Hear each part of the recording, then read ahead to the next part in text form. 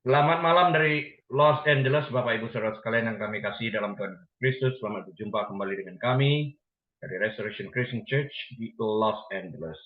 Hari ini di Los Angeles, hari Kamis tanggal 29 Juni, saya Harili, Gembala Sidang. Kita yang terakhir berbicara tentang Yohanes 3 ayat 16, dan hari ini kita akan menyambung di dalam Yohanes 3 ayat 17 dan selanjutnya. Kita berdoa. Tuhan Yesus, tuntun kami mengerti rencanamu, mengerti kebenaran firman-Mu. Kebenaran firman-Mu adalah absolut yang pasti memerdekakan kami. Tolong kami Tuhan, bukan hanya sekedar mengerti, tapi kami boleh menjadi pelaku aktif untuk melakukan kebenaran firman-Mu. Terima kasih Bapa, kami menyambut kebenaran firman-Mu dengan hati penuh dengan ucapan syukur dan terima kasih dalam nama Tuhan Yesus. Haleluya. Amin. Baik, Bapak Ibu Saudara sekalian, mari kita buka Alkitab kita kepada Kitab Injil Yohanes, pasal yang ketiga, ayat yang ke-17. Akan saya bacakan bagi kita sekalian. Sebab Allah mengutus anaknya ke dalam dunia, bukan untuk menghakimi dunia, melainkan untuk menyelamatkannya oleh Dia. Saya ulang. Sebab Allah mengutus anaknya ke dalam dunia, bukan untuk menghakimi dunia, melainkan untuk menyelamatkannya oleh Dia. Jadi purpose atau tujuan daripada kedatangan Yesus itu bukanlah untuk menghakimi dunia, dalam arti menghakimi orang-orang berdosa, tetapi untuk menyelamatkan orang-orang berdosa yang percaya kepadanya. Jadi believing sinners. Itu yang diselamatkan. Tujuannya, purpose-nya, misinya ini datang untuk membayar upah dosa untuk membayar upah dosa orang yang percaya kepadanya. Ya, Kristus tidak diutus untuk menghakimi dunia, sekali lagi, tetapi untuk membawa keselamatan. Ini adalah ekspresi kasih Tuhan yang luar biasa. Kita sebenarnya pantas untuk dihukum dan mendarat di neraka. Tapi Allah begitu mengasihi dunia, maksudnya orang berdosa di dalam hal ini, sehingga Dia memberikan putra tunggalnya bagi kita sekalian. Sehingga kita yang percaya kepadanya tidak binasa, melainkan beroleh kehidupan yang kekal. Ini luar biasa di dalam hal ini. Jadi Dia datang, mati. Mati untuk apa? Untuk membayar upah dosa kita. Karena upah dosa adalah maut di dalam hal ini. Ini ekspresi kasih Tuhan yang luar biasa bagi kita. Namun, mereka yang tidak percaya kepada Yesus Kristus dikutuk di mata Tuhan. Preferensi manusia terhadap dosa menyebabkan banyak orang memilih kegelapan daripada terang. Dan pilihan ini pula yang mengantar mereka ke dalam lautan api. Jadi antara dosa dan hidup benar di hadapan Tuhan, sesuai dengan standar kebenaran firman Tuhan ini, hidup kudus di hadapan Tuhan, orang lebih cenderung memilih hidup di dalam dosa. Saya pernah bertemu dengan orang yang akan dibaptis dan berkata, Pastor, if I choose to get baptized, does it mean that I cannot sin any longer, the one that I really love? So my question then, why do you want to get baptized if you don't want to let go the hidden sin? Because we all are naked before the eyes of God. Kita semua telanjang di hadapan Tuhan ini. Tujuannya kita itu menerima Yesus adalah karena kita mau agar Dia membayar upah dosa kita, artinya kita bertobat dari segala sesuatu yang telah kita lakukan, agar di masa depan kita atas bimbingan Roh Kudus dapat menolak yang kepadanya kita berserah di masa yang lampau, yaitu kepada dosa. Kita bukan lagi budak dosa, tapi menjadi hamba Allah sejak kita percaya kepada Tuhan Yesus. Nah, dengan demikian masuk surga atau masuk neraka adalah pilihan pribadi masing-masing daripada kita. Kapan pilihan itu terjadi? Saat kita masih hidup dan dalam keadaan sadar. Ada aja orang hidup tapi dia dalam keadaan koma sehingga tidak dapat membuat keputusan. Ya, kalau dia belum pernah menerima Yesus sebagai Tuhan dan Juru Selamatnya, dia lantas koma, tidak sadar, mati, dia tidak akan masuk ke surga. Karena dia belum pernah membuat keputusan untuk menerima Yesus sebagai Tuhan dan Juru Selamatnya. Pertanyaan yang sama berlaku bagi orang gila. Jika sebelum gila dia menerima Yesus sebagai Tuhan dan Juru Selamatnya, waktu mati pun dia akan masuk ke surga. Tapi jika dia setelah gila, dia tidak mengerti tentang siapa jati dirinya, tidak dapat mengambil keputusan, dia tidak pernah mengaku Yesus sebagai Tuhan dan Juru Selamatnya, it's too bad. Nasibnya akan di tempat lain. Nah, Yohanes 3 ayat 17 adalah sebuah catatan kasih Allah untuk Yohanes 3 ayat 16. Yesus datang untuk tujuan menyelamatkan orang, bukan untuk menghukum mereka, bukan untuk menghakimi mereka. Tujuannya untuk menyelamatkan. Kalau tujuannya datang untuk menghakimi, dia nggak perlu datang sebagai manusia kok untuk mati membayar upah dosa. Dia cukup di surga aja. Hakimi, selesai. Berdosa, mati, masuk neraka. Tapi dia ingin menyelamatkan orang sesuai dengan visi misi Bapa, karena pada awalnya Allah itu menciptakan manusia segambar serupa dengan dia agar dapat hidup bersama-sama dengan dia.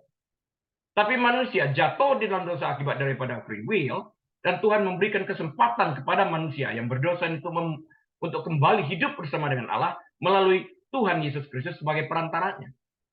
Ini kehebatannya. Malaikat tidak mendapatkan kesempatan, jatuh menjadi iblis, surga tidak dapat, surga tertutup buat mereka, neraka terbuka bagi mereka, bagi iblis. Tapi bagi manusia yang berdosa, yang mengambil keputusan untuk bertobat, menerima Yesus sebagai Tuhan dan Juru Selamatnya, mereka tidak perlu masuk neraka, karena Yesus akan membayar upah dosa mereka tersebut, dan mereka akan masuk ke dalam tujuan akhir bersama Bapa di surga. Jadi itu iman. Jadi kita diselamatkan, we are saved by grace through faith alone. Kita diselamatkan melalui kasih karunia, melalui iman kita semata-mata. Bukan karena perbuatan baik kita. Kita tidak dapat melakukan apapun juga. We cannot earn salvation. We receive salvation by grace through faith. Ya. Ayat 18 menjelaskan bahwa mereka yang tidak percaya telah berada di bawah hukum. Ya. Menurut Alkitab, Tuhan tidak ingin melihat siapapun binasa. Itu tertulis dalam kitab Yeskiel, pasal 18, ayat 23 sampai 32. Yeskiel 18, ayat 23 sampai 32. That none should perish. Oke, sebaliknya, Tuhan lebih suka semua orang diselamatkan. Tertulis dalam 2 Petrus 3, ayat 9. 2 Petrus 3 ayat 9. 1 Timotius 2 ayat 4. 1 Timotius 2 ayat yang keempat yang berkata yang sama. Namun, Tuhan memberikan kebebasan kepada kita sekalian untuk menentukan pilihan kita masing-masing. Tanpa Tuhan memaksakan kehendaknya. Inilah kasih yang sempurna itu. Ya. Kasih tidak pernah dapat dipaksakan. Itu pilihan kita sendiri. Keselamatan ini ditawarkan kepada dunia, dalam arti kepada semua orang berdosa yang ada di dalam dunia ini. Tawaran bukanlah sebuah paksaan, tapi pilihan. Ya, kita boleh milih mau terima atau tidak mau terima tawaran yang diberikan kepada kita. Pilihannya terdapat pada kita, haknya pada kita, kuasanya pada kita. Mau diselamatkan atau tidak, mau masuk surga atau neraka, pilihannya pada kita. Sarananya telah disiapkan, yaitu Yesus Kristus Putra Tunggal Allah, yang datang untuk mati membayar upah dosa kita, dan melalui ini kita diselamatkan. Ya, saya ulang beberapa kali agar ini nyantel dalam alam pikiran kita. Jadi sekali lagi, tawaran bukanlah sebuah paksaan tapi pilihan. Artinya seseorang dapat meresponi secara positif terhadap tawaran yang diberikan, namun ia juga dapat menolak tawaran tersebut. Ya, kuasa untuk menerima atau menolak tawaran ada pada yang bersangkutan. Itu. Kata dunia dalam hal ini berasal dari kata Yunani kosmos, yang terkadang mengacu pada sistem masyarakat manusia yang membenci Tuhan. Ya, namun dalam konteks ini dunia berarti semua orang yang berada di dunia tanpa pengecualian. Makna tumpang tindih dalam hal ini karena orang-orang yang Kristus mati untuknya adalah dan masih pendosa yang terpisah dari dunia. Jadi kita dipisahkan melalui Kristus yang menentukan antara kambing dan domba. Kambing berada di sebelah kiri, domba berada di sebelah kanan. Pilihan Tuhan. Orang yang diselamatkan, kata Alkitab di dalam hal ini. Ya. Kata dunia, kosmos jadinya. Dia berbicara tentang semua orang yang ada di dunia ini. Dan semua orang itu adalah orang yang berdosa. Nah sekarang pilihannya ada pada kita sekali lagi. Mau menjadi orang yang percaya kepada Kristus dibenarkan, justification, dan kemudian masuk surga. Justification is an act of God, whereby God declares the believing sinners righteous in Jesus Christ while yet in his sinning state. Itu definisi daripada justification. Declared righteous. Sanctification, made righteous. Glorification, total righteousness. Itu nanti. Ya.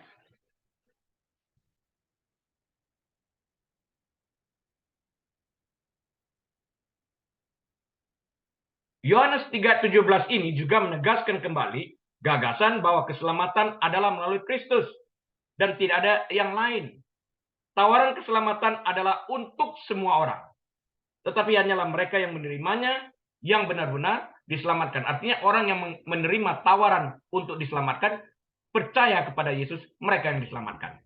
Bukan pura-pura percaya, harus benar-benar percaya di dalam hal ini. Tuhan tidak dapat dibohongi. God cannot be mocked. What we sow, itu juga yang akan kita reap suatu saat. Thus shall we reap. Ya. Yohanes 3 ayat 18, kita lanjutkan. Yohanes 3 ayat 18 mengatakan, barang siapa percaya kepadanya, pada siapa? Yesus Kristus, ia tidak akan dihukum. Wow. Dengar ya, barang siapa percaya kepadanya, kepada Kristus, ia tidak akan dihukum. Kapan? Sejak percaya itu. Ya, pada waktu percaya masih hidup tidak dihukum. Setelah mati, iman ini berlangsung, tetap tidak akan dihukum. Karena Kristus pada saat dia percaya telah dihukum bagi dia. Barang siapa tidak percaya, ia telah berada di bawah hukuman. Sebab ia tidak percaya dalam nama anak tunggal Allah. Kalau waktu hidup aja dia tidak percaya, apalagi setelah mati tetap dibawa sama dia. Itu keputusan yang diambil saat masih hidup.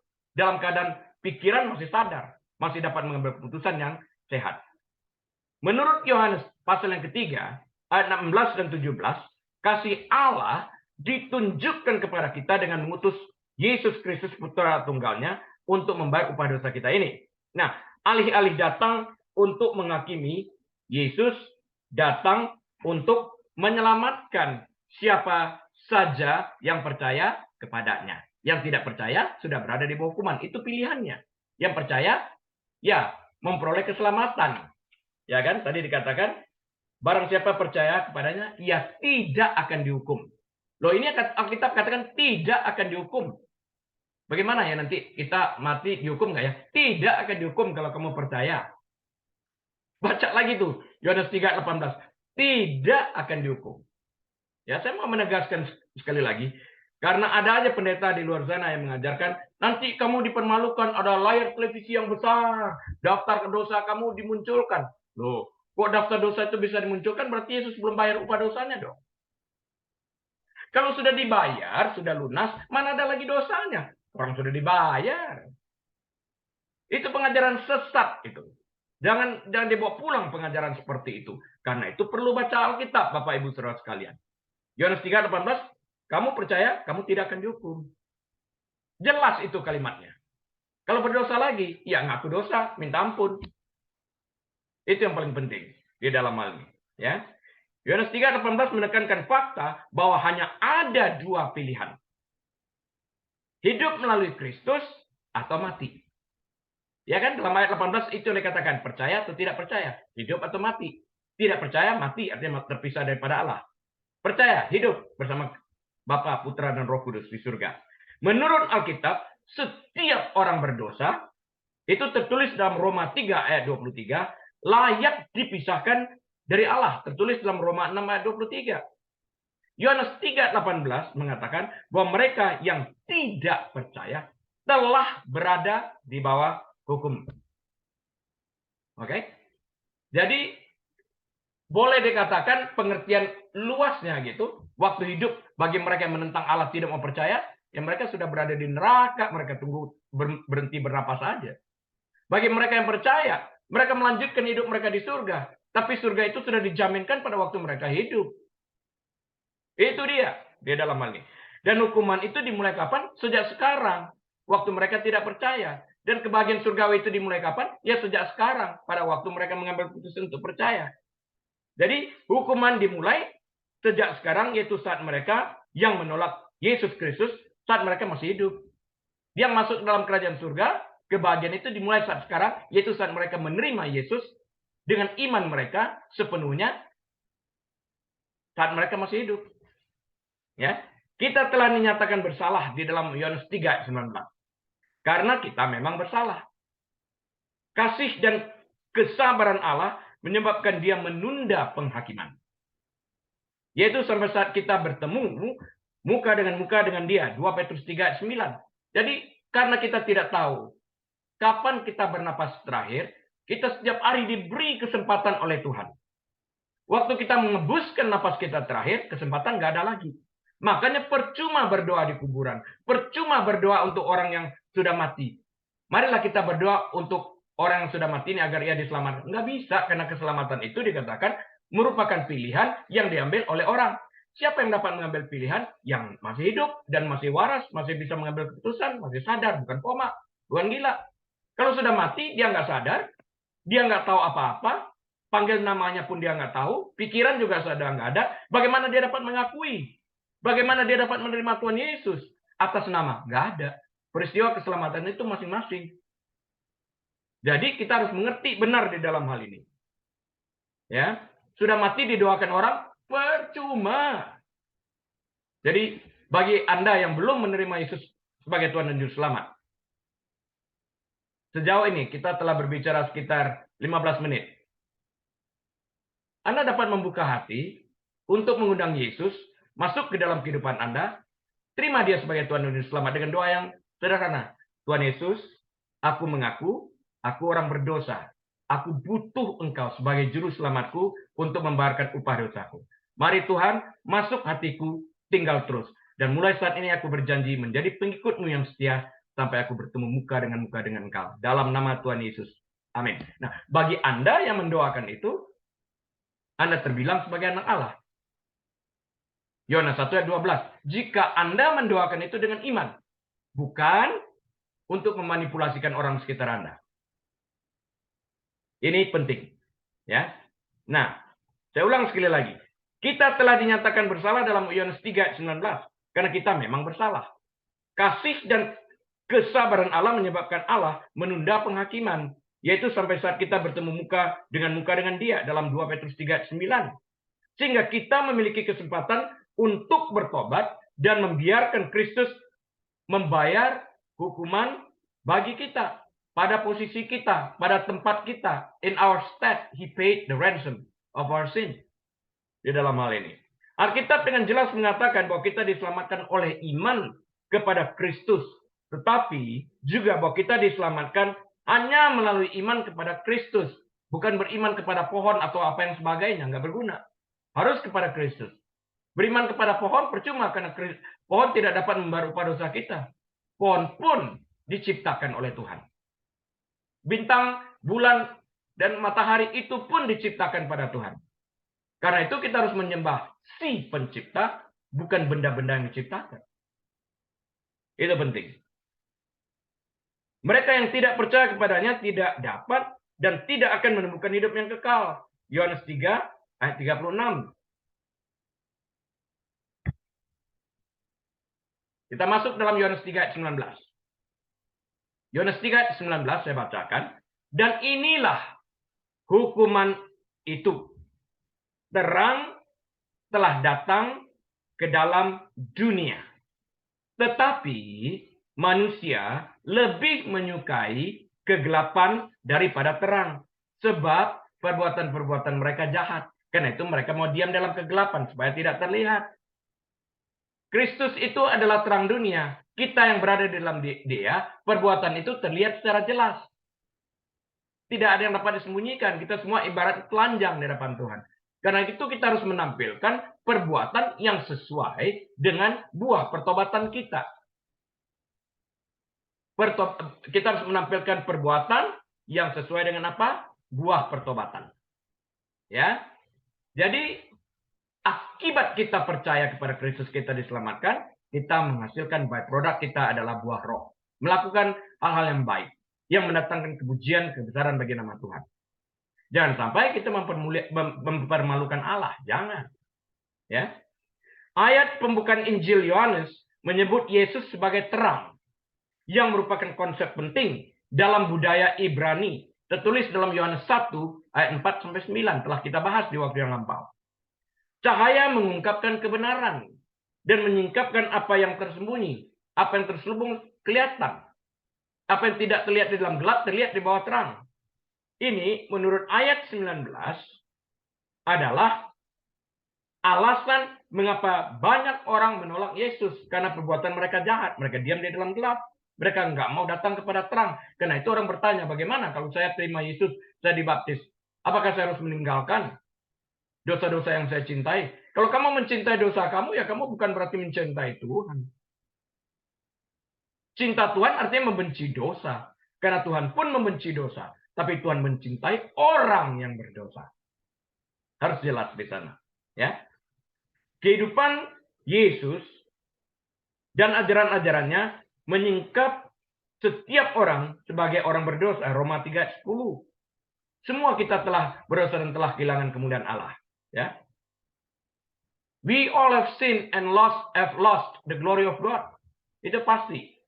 Dan hal-hal yang kita lakukan salah secara moral. Roma 4 yang ke-7.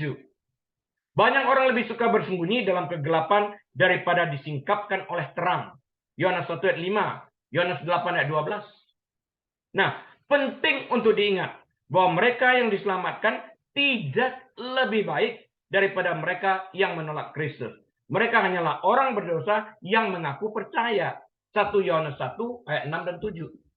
Keadaan semulanya setelah Adam dan Hawa jatuh dalam dosa, semuanya kita keadaannya sama, manusia berdosa. Yang membuat perbedaan itu adalah orang berdosa yang memilih percaya kepada Kristus berbanding orang berdosa yang memilih untuk tidak percaya. Itu yang membuat perbedaan. Yang lainnya sama-sama berdosa. Tapi pilihan kepercayaan ini yang menentukan masuk atau tidak masuk ke dalam kerajaan surga itu sendiri. Kata yang diterjemahkan sebagai jahat di sini dalam bahasa Yunani adalah ponera. Istilah ini tidak hanya menyiratkan kejahatan, tetapi juga rasa membosankan, kerja keras, dan usaha. Umat manusia bukan hanya tidak bermoral, namun mereka bekerja keras untuk menjadi tidak bermoral. Mereka ingin mempertahankan untuk tetap tidak bermoral. Dan kehidupan dosa adalah kehidupan yang keras. Mereka yang memilih untuk hidup dalam kegelapan dosa dan mati dalam dosa tidak memiliki siapapun sebagai pembela mereka, dan mereka bertanggung jawab untuk membayar upah dosa mereka sendiri. Dan karena mereka tidak dapat melunasi upah dosa mereka sampai kapanpun, maka mereka akan menghabiskan waktu mereka di lautan api dalam kekekalan. Yohanes 10 ayat 10, Yesaya 14 ayat yang ketiga, dan Matius 11 ayat 28. Karena ada orang bertanya, ya kita hidup cuma 90 tahun, 100 tahun barangkali, kita terbatas. Katakanlah 100 tahun, kita hidup dalam dosa. Masa mesti mati selamanya di dalam neraka? Lah, pertanyaannya begini, kalau Anda dapat melunasi upah dosa Anda secara pribadi, ya Anda keluar dari neraka. Tapi kenyataannya Anda tidak dapat membayar upah dosa Anda. Yang dapat membayar upah dosa Anda itu hanyalah Kristus yang mati bagi posisi Anda. Tidak ada satu manusia pun yang dapat mati membayar upah dosa Anda. Karena setiap manusia berdosa, jadi darah manusia yang ditumpahkan itu tidak cukup kuat untuk menghapus dosa Anda. Apalagi menghapus dosa diri dia sendiri nggak bisa, apalagi menghapus dosa orang lain. Hanya darah Kristus yang dapat membayar upah dosa seisi dunia ini. Karena darahnya tidak bercacat, tidak bercela. Itu penting. Yohanes 3:20 kita lanjut. Saya bacakan dalam Yohanes 3:20. Sebab barang siapa berbuat jahat, membenci terang, dan tidak datang kepada terang itu. Lihat itu ya. Supaya perbuatan-perbuatan yang jahat itu tidak nampak. Mereka menyembunyikannya di dalam kegelapan. Tapi Allah yang adalah terang itu melihat segala sesuatu sekalipun dilakukan dalam tempat gelap. Mereka mencoba menyembunyikan dosa mereka. Allah mengetuk pintu hati mereka. Tapi mereka mengeraskan hati mereka untuk tetap melakukan kesalahan. Sama seperti Firaun, mengeraskan hatinya. Akhirnya Allah, oke, kalau kamu mengeraskan, go ahead. Approve. Ya, dan silakan lihat nanti apa jadinya. Terang adalah simbol penting dalam Alkitab. Yesus digambarkan sebagai terang dalam beberapa bagian. Contohnya Yohanes 1 ayat 9. Yohanes 1 ayat 9 berbicara tentang itu. Terang ini menyingkapkan banyak hal. Dan sebagian dari apa yang disingkapkannya ini, ingin dirasakannya di hadapan orang. Ingin dirahasiakan kebanyakan orang. Orang tidak ingin mengungkapkan rahasia dosanya. Tapi hari-hari ini orang begitu bangga kok mengatakan bahwa dia melakukan dosa-dosa tertentu. Kita lihat apa yang terjadi pada hari-hari ini. Gereja harus bangun. Katakan kebenaran, dosa adalah dosa, kejahatan adalah kejahatan. Di dalam hal kita tidak dapat memutarbalikkan kebenaran. Mereka yang melakukan dosa lebih suka dosa itu tetap tersembunyi dan tidak disingkapkan. Kalau perlu, dipaksakan orang-orang lain untuk menyetujui dosa itu. Dipolitisasi di dalam hal ini. Kebenaran adalah kebenaran. Allah menciptakan hanya 2 gender. Pria dan wanita. Nggak ada lebih daripada itu. Masing-masing kita tahulah siapa diri kita. Tidak perlu minta pengakuan orang. Di dalam hal ini untuk menyatakan jenis gender kita. Nggak perlu. Kita tahu di dalam hal ini. Kata Yunani yang diterjemahkan di sini sebagai jahat, evil. Atau durjana, wicked. Itu perkataan dalam bahasa Yunaninya adalah Paula. P-H-A-U-L-A. Yang juga berarti tidak berguna. Artinya. Dasar. Nah, dalam arti dasarnya, memang jahat, tidak berguna, atau tidak baik.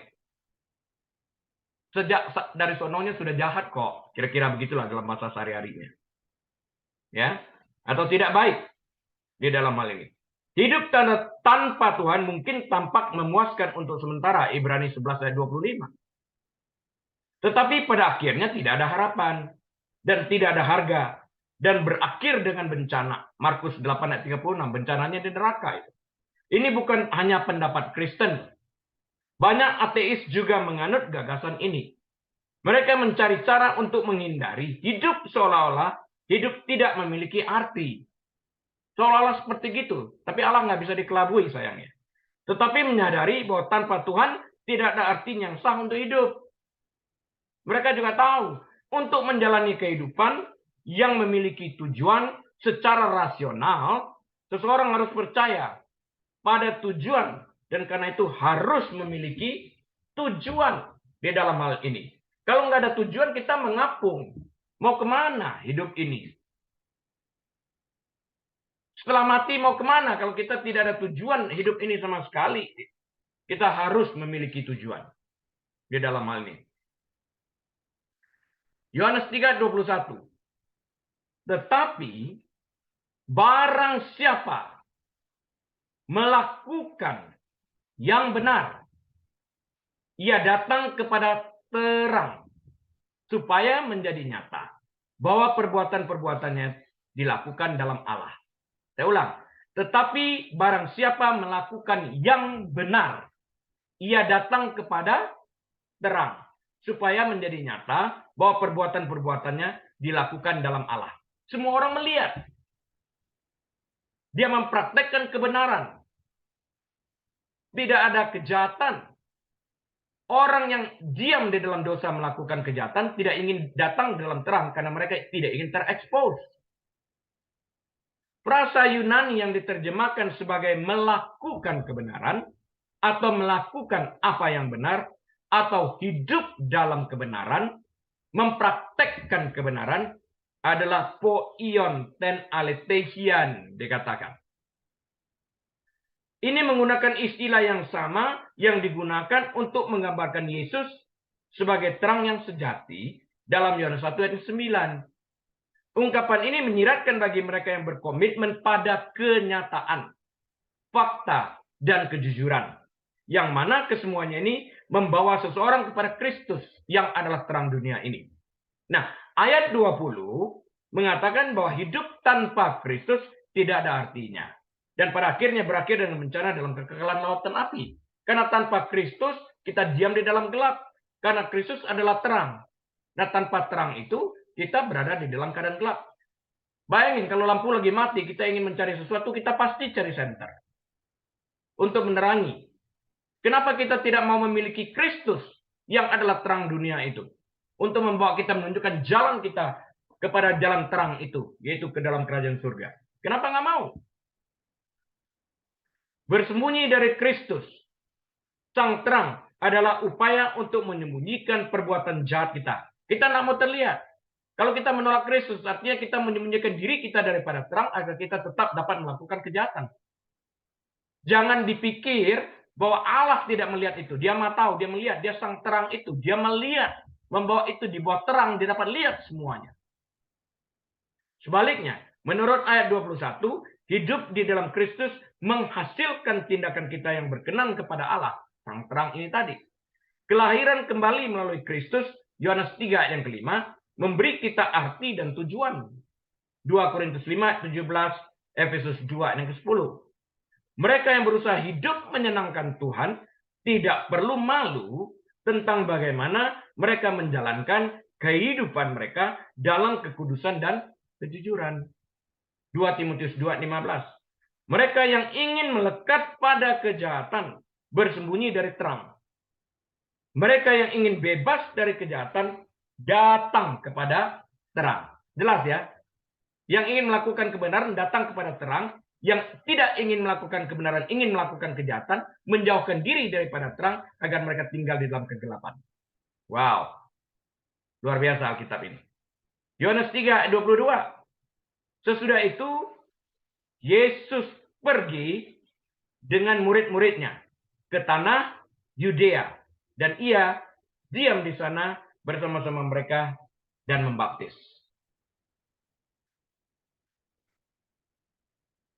Menurut ayat ini, Yesus menghabiskan waktu bersama para murid. Discipleship. Quality time. Pengajaran.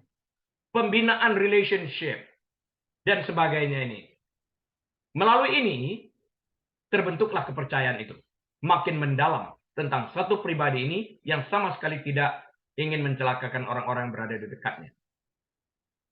Ini adalah salah satu aspek yang lebih penting sebagai orang Kristen, yaitu waktu bersama Tuhan.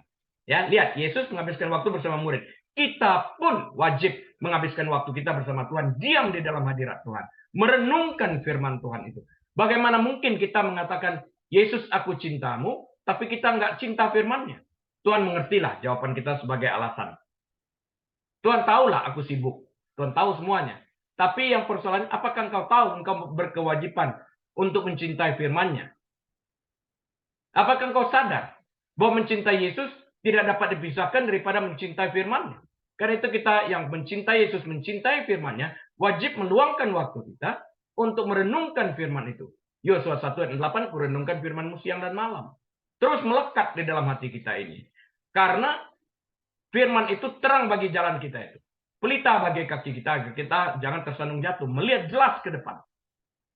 Di dalam terang kasih Allah itu. Kita melangkah. Akan sampai ke dalam, ke tempat tujuan kita itu sendiri. Nah, saya ingin singgung sedikit. Jika kita ingin merenungkan firman Tuhan, 3 hal yang harus kita ingat. Observation, interpretation, application. Dalam observation itu kita mengobservasi segala sesuatu yang kita baca. Misalnya kita membaca kitab Ayub misalnya. Main person atau main karakternya siapa di sana? Ayub, Tuhan, Yahweh, dan setan. Tuhan membuka pembicaraan kepada iblis. Apakah engkau sudah melihat Ayub hambaku yang saleh? Ini titel diberikan oleh Tuhan, hambaku yang saleh. Ini bukan perkataan manusia. Ini perkataan Tuhan. Iblis katakan, ya, Diberikan alasan sama iblis. Jelas aja dia saleh. Karena engkau memberkati dia, engkau memasang pagar terhadap berkat-berkatnya sehingga tidak dapat dijemah. Coba turunkan pagar itu. Silakan kata Tuhan, tapi nggak boleh macam-macam, nggak boleh bunuh dia. Dia dalam ini. Jadi karakternya dalam observasi itu kita lihat ada Tuhan, ada iblis, ada Ayub.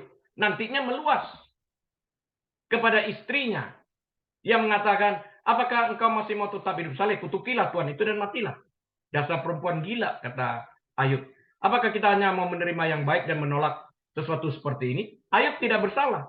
Ini kalau mau lihat orang berbicara tentang EQ, kecerdasan emosional, ini kecerdasan emosional. Dia menjawab dengan elegan. Dalam hal ini pun Ayub tidak berdosa dikatakan oleh Alkitab dengan lidahnya, dengan hatinya. Apa yang keluar dari mulutnya itu berasal dari hatinya. Itu observation itu di sana kita lihat. Interpretation-nya kita menginterpretasikan di dalam hal ini. Kenapa Tuhan menyebut Ayub ini sebagai saleh? Dia orang yang taat. Iblis mencoba membujuk Tuhan untuk membuktikan bahwa kalau berkatnya diambil, dia nggak taat. Terbukti dia masih taat. Di dalam hal ini, Tuhan sempurna. Tuhan Maha tahu. Dia tahu siapa Ayub itu. Karena itu dia beritahu, Ayub hambaku yang saleh. Pribadi, hambaku yang saleh. Dia katakan. Dia tidak akan meleset tentang hal ini. Kalau dia meleset ternyata Ayub tidak saleh, dia bukan Tuhan. Nah, kemudian setelah kita mendapatkan interpretasi seperti ini, Ayub pun melihat di dalam cerita seluruh Ayub ini, satu kali aku berbicara, aku menarik kataku dan diam di dalam debu penyesalan. Menyesal. Karena dia yang tidak sempurna, ingin mencoba bertanding melalui Allah yang sempurna. Tuhan bertanya, di mana kamu waktu aku garis kaki langit ini? Di mana kamu? Tunjukkan hikmatmu kepadaku. Wow. Mundur dia teratur. Diakui ini. Kita lihat. Nah, di dalam aplikasi itu apa yang terjadi? Kita baca observasi, interpretasi, aplikasi.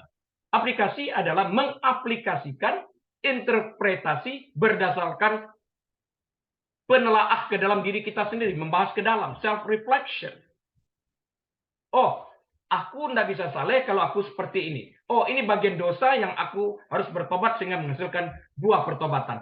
Kita mengaplikasikan sekali sekarang apa yang telah kita ketahui itu untuk hidup benar dan menghasilkan buah pertobatan.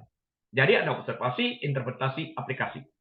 Aplikasi adalah sesuatu yang kita aplikasikan berdasarkan self-reflection untuk menghasilkan buah pertobatan. Nah, untuk menghasilkan ini aplikasi harus berasal dari keinginan hati kita, didorong oleh Roh Kudus, harus dilakukan, diimplementasikan secara konsisten, persisten, dan ini membutuhkan komitmen. Jadi perubahan itu membutuhkan keinginan dasar dari hati, didorong oleh Roh Kudus, disertai dengan konsisten, persisten, yang didasari pada komitmen. Kalau komitmen nggak ada, nggak jadi. Kita melakukan sekali-sekali, nggak konsisten, nggak jadi. Kita harus konsisten, persisten, berkomit untuk membuat perubahan di dalam kehidupan kita ini. Roh Kudus mendorong kita, memberi kekuatan kepada kita untuk melakukan ini. Luar biasa. Jadi coba baca Alkitab dengan cara seperti itu.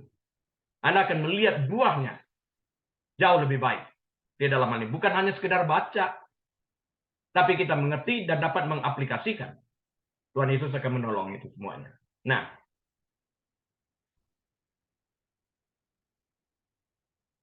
jadi lagi ya, kita harus menghabiskan waktu bersama Tuhan merenungkan firman Tuhan itu. Yohanes 4 ayat 2 mengklarifikasi bahwa Yesus tidak membaptis secara pribadi. Ya. Karena di Yohanes 3:22 dikatakan sesudah itu Yesus pergi dengan murid-muridnya ke tanah Yudea dan ia diam di sana bersama-sama mereka dan membaptis. Tapi di dalam Yohanes 4 ayat 2 diklarifikasikan bahwa Yesus tidak membaptis secara pribadi, tetapi dia mengawasi pembaptisan oleh para muridnya. Menurut ayat 22, dia membaptis dalam arti bahwa dialah yang bertanggung jawab atas pelayanan baptisan tersebut. Ini mirip dengan bagaimana seorang jenderal dikatakan memenangkan pertempuran, bahkan jika dia sendiri tidak pernah melepaskan tembakan. Ya, Yosua menang perang, apakah dia menghabiskan seluruh orang Amalek seorang diri gitu? Enggak kan? Mungkin ada sekarang jenderal itu telah memberikan taktik, tapi dia nggak pernah menembakkan suatu butir peluru pun. Tapi menang di bawah pimpinan jenderal ini. Yesus membaptis dengan pengertian kira-kira seperti itu. Dia mengawasi semuanya. Oke? Akhirnya, Yohanes Pembaptis akan ditangkap dan dieksekusi. Sampai saat itu, wilayah di sekitar Yerusalem adalah tempat pelayanan Yesus dan Yohanes Pembaptis di Yerusalem. Nah, fakta bahwa orang-orang ini memberitakan Injil di pedesaan adalah hal yang menarik. Yesus pergi mencari pekerja, bukan imam. Ketika ia memanggil para murid, ya, Yohanes 1 ayat 43. Di sini daripada berkhotbah di daerah perkotaan, Yesus dan Yohanes Pembaptis memanggil orang biasa, rakyat jelata, ya, di daerah pedesaan, orang-orang yang simple.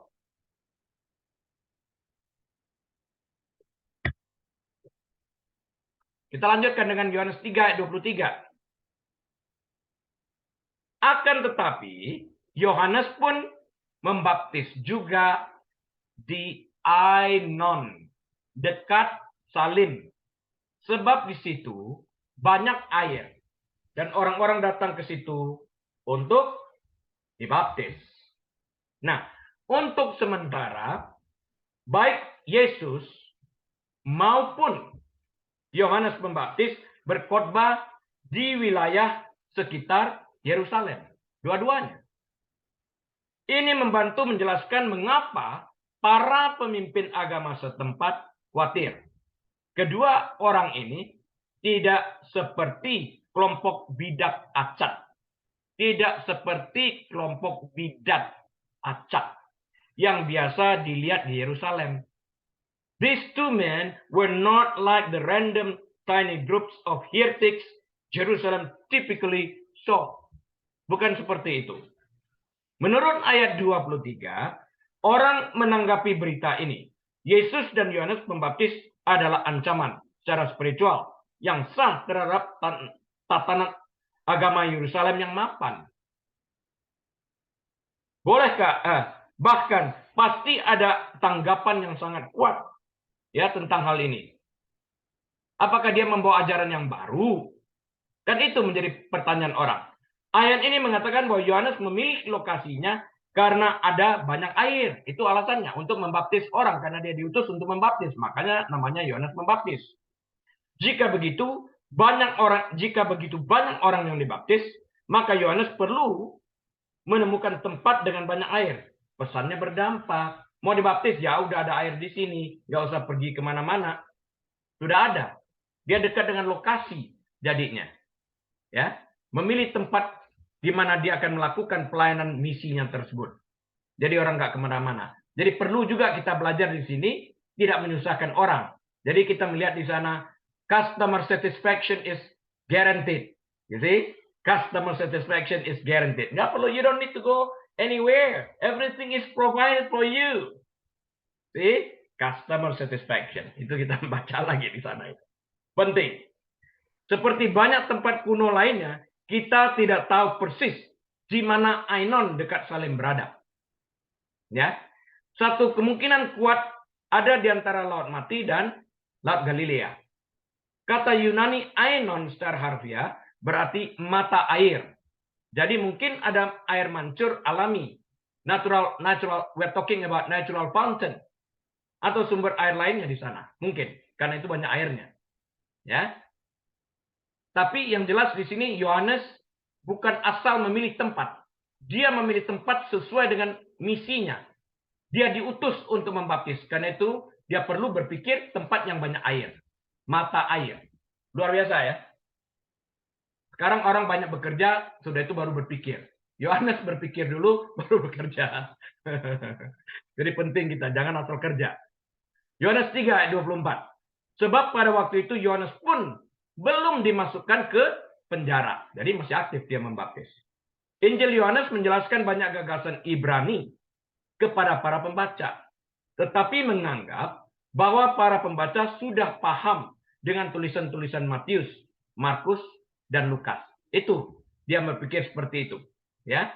Nah, Matius pasal 14, Markus pasal 6, dan Lukas pasal 3 menjelaskan bagaimana Yohanes Pembaptis ditangkap dan akhirnya dieksekusi. Sebelum Yohanes Pembaptis dipenjarakan, wilayah sekitar Yerusalem akan mendengar kabar baik dari Yesus maupun dari Yohanes Pembaptis.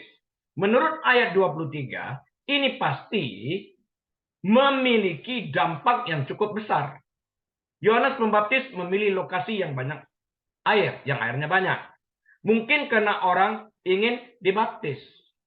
Ya, alih-alih membawa berita keselamatan ke kota yang keras hati, mereka menyebarkan kabar baik tentang keselamatan di dalam Kristus di daerah pedesaan. Gak usah jauh-jauh. Ya. Ayat 22 juga menjelaskan bahwa inilah saatnya Yesus mengajar murid-muridnya. Ini adalah bagian penting dari kehidupan Kristen. Menghabiskan waktu bersama Tuhan. Waktu yang dihabiskan orang-orang ini bersama Yesus sebelum penyalipannya adalah apa yang mempersiapkan mereka untuk hidup sebagai rasul.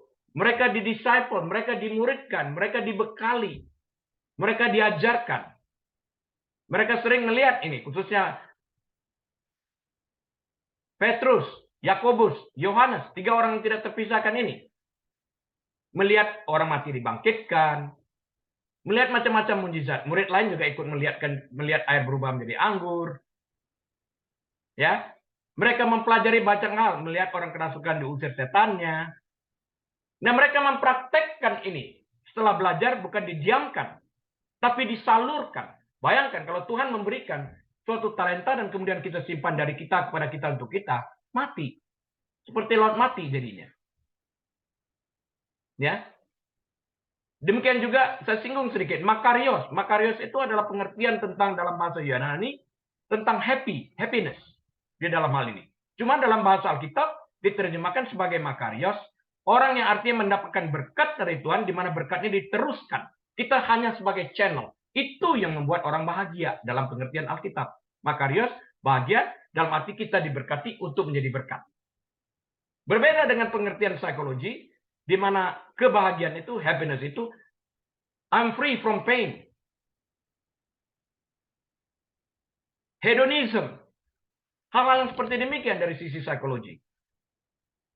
Tapi saya katakan yang lalu, saya tidak memandang Alkitab dari sisi psikologi. Kalau terdapat perbedaan, dalam hal ini jelas perbedaannya, maka saya melihat psikologi dari sisi Alkitab. Yang benar itu adalah happiness atau kebahagiaan itu menerima untuk diteruskan, bukan disimpan di dalam hal ini. Mereka mendapatkan talenta untuk diteruskan kepada orang lain. Dengan percuma aku menerimanya, aku memberikan juga secara percuma. Jangan buka harga di dalam hal ini. Dukun nanti. Buka praktek kesembuhan ilahi. Satu pasien. Ya enggak lah. Kalau Tuhan nggak mau kasih kamu talenta itu, kamu juga nggak bisa apa-apa. Ya, jadi kita menerima talenta itu untuk kita teruskan. Kita menerima berkat, kita ambil dari sumbernya, dari Tuhan, untuk kita teruskan. Itulah kebahagiaan sejati yang dimaksudkan oleh Alkitab dalam konteks makarios. Oke? Ini salah satu yang saya katakan. Kalau terjadi perbedaan pengertian antara psikologi dan Alkitab, saya memegang Alkitab. Saya memandang psikologi dari kacamata Alkitab dan bukan sebaliknya. Ya. Ayat 22 juga menjelaskan bahwa inilah saatnya Yesus mengajar murid-muridnya. Ini adalah bagian penting dari kehidupan Kristen, menghabiskan waktu bersama Tuhan. Hari-hari ini kita menghabiskan waktu merenungkan firman Tuhan, berdoa, berpuasa, diam dalam hadirat Tuhan. Jangan tergesa-gesa membaca Alkitab. Jangan tergesa-gesa. Seperti orang lagi kepepet begitu. Jangan. Please. Waktu yang dihabiskan orang-orang ini bersama Yesus sebelum penyalipannya adalah apa yang mempersiapkan mereka untuk hidup sebagai rasul tadi saya katakan. Nah, bagi kita yang mempelajari firman Tuhan, mempersiapkan waktu-waktu di mana kita bersama dengan Tuhan itu untuk menghadapi masa depan saat kita menghadapi pencobaan. Yesus menguasai firman, maka dia mempergunakan itu. Ada tertulis, ada tertulis, ada tertulis. Sehingga pada waktu setan mencobain kita telah siap dengan segala firman yang kita miliki, kita dapat mengeluarkan kembali, Roh Kudus mengingatkan kita tentang apa yang telah kita pelajari dan kita bisa menang di dalam pertandingan tersebut. Karena roh hanya dapat dilawan dengan pedang roh. Dan firman itu adalah pedang roh. Karena itu kita bisa menang di dalam hal ini. Nah, Yohanes 3 ayat 25, 3:25 saya baca, maka timbullah perselisihan di antara murid-murid Yohanes dengan seorang Yahudi tentang penyucian, ya, tentang baptisan. Very interesting, terjadi perkelahian nih. Yesus masih hidup. Ngiri. Nah, siapa orang itu? Mari kita pelajari. Yohanes menggunakan istilah jamak. Orang Yahudi. Dalam bahasa Inggris kita lihat jamaknya. The Jews. Kita langsung tahu plural. Dalam bahasa Indonesia orang Yahudi. Saya nggak tahu. Bisa jadi singular. Kalau dibilang orang-orang Yahudi, saya tahu plural. Nah, jadi Yohanes menggunakan istilah jamak, the Jews atau orang Yahudi ini, untuk menyebut para pemimpin agama setempat. Seperti orang Farisi. Kalau dia mengatakan the Jews, dia mengartikan itu sebagai orang Farisi, the Pharisees. Oke? Jadi kita mesti mengerti dulu kata-kata yang digunakan di dalam kitab Injil Yohanes ini. The Jews merefleksikan orang Farisi. Nah, menurut ayat 25, argumen ini adalah antara pengikut Yohanes Pembaptis, artinya murid-muridnya, dan salah satu daripada pemimpin tersebut, orang Yahudi. Oke? Istilah Yunaninya di sini adalah tunggal. Jadi ini adalah debat dengan satu orang. Siapakah satu orang itu? Kemungkinan besar ia adalah Nikodemus. Kenapa kita dapat berpikir dia Nikodemus? Karena dia telah mendekati Yesus sendirian pada malam hari untuk berbicara dengan Tuhan Yesus tentang ajaran-ajaran yang tertulis dalam Yohanes 3 yang pertama yang telah kita bahas. Ya. Sebagian besar diskusi itu adalah tentang kelahiran kembali dan keselamatan. Yesus menjelaskan, engkau tidak dapat melihat kerajaan surga tanpa dilahirkan kembali. Apa yang dari daging adalah daging, apa yang dari roh adalah roh. Nikodemus bingung. Apa setelah dewasa ini kita bisa masuk lagi ke dalam rahim ibu? Kamu seorang pengajar, kok nggak ngerti sih? Kata Tuhan Yesus. Ya kan? Dia berbicara tentang kelahiran baru di dalam Kristus ini. Dilahirkan kembali, roh kita diperbarui kembali. Di dalam ini. Sebagian besar diskusi itu adalah tentang kelahiran dan keselamatan. Di sini pembahasannya adalah tentang penyucian yang berkaitan erat dengan baptisan. Di dalam hal ini. Kata yang digunakan untuk merujuk pada perselisihan, kata yang digunakan itu adalah zetesis.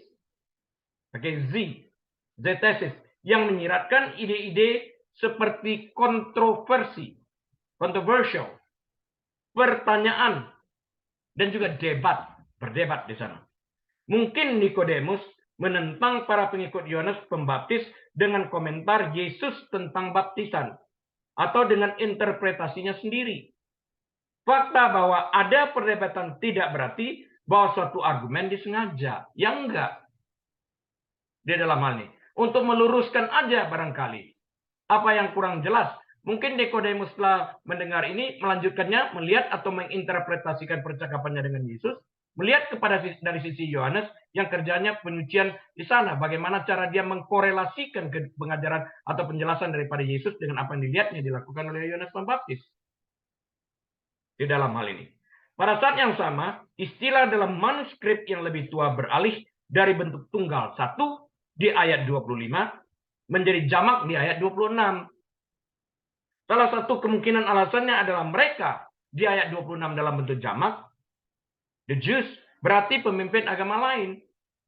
Jika mereka mendengar tentang kontroversi tersebut, mereka mungkin datang untuk mengobarkan api. Jadi, kejadian ini mungkin berubah menjadi upaya yang disengaja untuk menginspirasi persaingan antara Yohanes Pembaptis dan Yesus.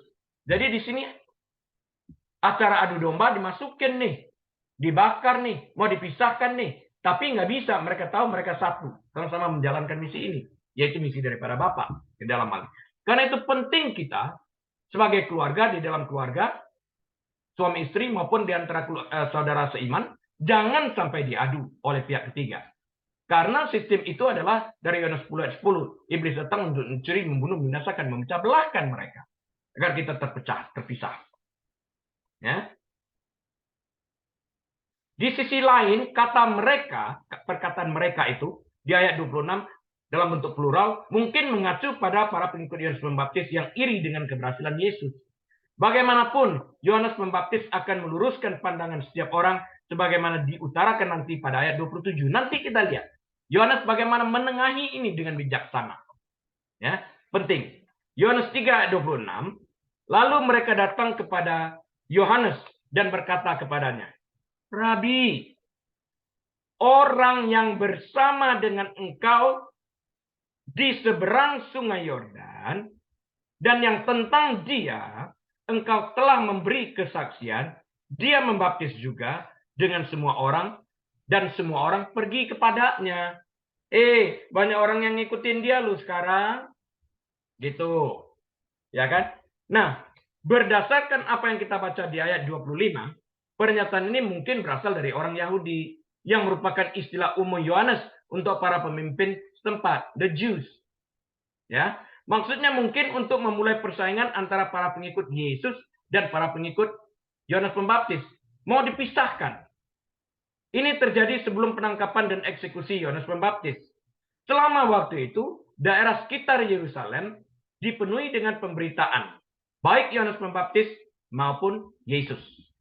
Nah, dan menurut ayat 23, ada tanggapan yang cukup besar. Komentar ini mungkin merupakan upaya untuk menginspirasi persaingan antara Yohanes Pembaptis dan Yesus. Para pemimpin setempat mungkin berasumsi bahwa Yohanes Pembaptis akan cemburu. Kemudian dia dan Yesus akan membuang waktu dan tenaga untuk saling bertengkar, berkelahi, berargumentasi. Itu harapan orang. Kemungkinan lainnya adalah bahwa seorang pemimpin tunggal, mungkin Nikodemus dalam ayat 25, berbicara kepada para pengikut Yohanes Pembaptis. Mereka pada gilirannya pergi kepada Yohanes Pembaptis untuk mengeluh tentang Yesus yang mendapatkan lebih banyak pengikut. Bagaimanapun juga, ini adalah strategi umum yang digunakan oleh iblis, yaitu untuk memecah belah, mengadu domba. Alih-alih berfokus pada kemuliaan Tuhan, kita mencari kemuliaan bagi diri kita sendiri. Alih-alih untuk berkonsentrasi melanjutkan pelayanan yang ditunjuk untuk membaptis, sekarang sibuk berkelahi. Karena persoalan perkataan kecil, orang perbesar, ajak berkelahi, sehingga tugas menginjil diabaikan di dalam ini. Kenapa harus demikian? Apakah dengan mempersoalkan siapa yang lebih banyak mendapat pengikut akan membuahkan kemuliaan bagi nama Tuhan atau perpecahan di dalam hal ini? Apakah pertikaian seperti ini adalah sebuah solusi? Jika itu bukan sebuah solusi, why pursuing that? Kenapa harus melanjutkan debat yang tidak ada artinya? Dan sebaliknya kita harus mengerti misi dan visi yang diemban kepada kita. Yohanes Pembaptis mengerti bahwa dia adalah forerunner, orang yang diutus mendahului Sang Mesias Yesus Kristus untuk membuka jalan melalui pertobatan. Bertobatlah, bertobatlah. Repent, for the kingdom of God is at hand. Itu kan perkataan daripada Yohanes Pembaptis. Dia mengerti. Dia sebagai forerunner. Karena itu dia nggak peduli terhadap hal yang lain. Bahkan dia gembira kalau nanti di ayat-ayat berikutnya kita lihat bahwa Yesus mendapatkan murid yang banyak. Kalau Yesus mendapatkan murid yang banyak, Yohanes berhasil di dalam hal ini karena pernyataan bertobatlah itu diterima dan seorang sekarang menjadi pengikut Yesus yang dapat menyelamatkan mereka. Dalam hal ini, sasaran untuk memecah belah antara Yesus dan cousin-nya, sepupunya Yohanes Pembaptis tidak terjadi. Kita harus mengambil pelajaran ini berdasarkan observasi kita. Nah, kalau dalam pelajaran Alkitab kita lihat, kita observasi. Apa yang kita observasi? Kita melihat kubu Yohanes Pembaptis dan kubu Yesus Kristus. Yang ini diadu melalui perdebatan. Observasi selanjutnya, murid-murid Yohanes Pembaptis melihat pengikut Yesus bertambah. Padahal pelayanan pembaptisan dimulai oleh Yohanes Pembaptis. Observasi apa lagi yang kita lihat? Kecemburuan, karena itu muncul, muridnya lebih banyak. Belum interpretasi. Nah, interpretasinya bisa jadi kecemburuan terjadi di sana. Tetapi yang paling penting kita lihat, interpretasi tadi saya katakan mesti disertai dengan self-reflection. Self-reflection apa yang dapat kita pelajari untuk kepentingan pertobatan pribadi kita. Itu yang menentukan. Self-reflection-nya itu adalah bahwa kita harus diam sesuai dengan konteks pengutusan. Kita diutus untuk apa? Talenta apa yang diberikan kepada kita, kita diam di dalam sana tanpa mengurusi hal-hal yang lain. Dengan demikian kita tidak terpancing. Di sini dengan demikian kita meningkatkan kecerdasan emosional. Tuhan dipermuliakan, iblis dikalahkan. Kita tetap bersatu. Iblis tidak berhasil memecah belahkan. Nah, inilah buah pertobatan itu sendiri. Observation, interpretation, application. Di dalam hal ini. Ya, itu penting. Jadi, Yohanes Pembaptis bahkan senang melihat bahwa jumlah pengikut Yesus Kristus itu bertambah. Dan hal ini hanya membuktikan bahwa pelayanannya itu berhasil membawa orang kepada Yesus Kristus. Karena itu memang menjadi tugas daripada Yohanes Pembaptis. Itu misinya. Nah, sudah 1 jam, kita akan stop di sini. Minggu depan akan kita lanjutkan dengan ayat 27. Agar jangan lupa, besar kemungkinan saya akan ulang ayat 26 sebagai pembukaan kembali pada kesempatan berikutnya, untuk mengingatkan kita apa yang terjadi tentang perdebatan ini, agar kita dapat melanjutkan kepada ayat 27 setelah itu. Mari kita berdoa. Tuhan Yesus, kami terima kasih, hamba-Mu telah berhenti berbicara. Biarlah Roh Kudus meneruskan karya pengajaran ini, berbicara di dalam hati kami masing-masing. Dan lebih daripada itu, kami boleh menjadi pelaku kebenaran firman.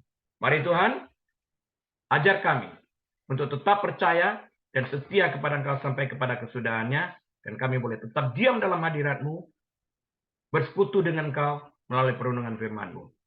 Dalam nama Tuhan Yesus, kami berdoa. Amin. Baik, Bapak Ibu Saudara sekalian, sampai jumpa pada lain kesempatan. Saya mohon diri. Tuhan Yesus memberkati. Shalom.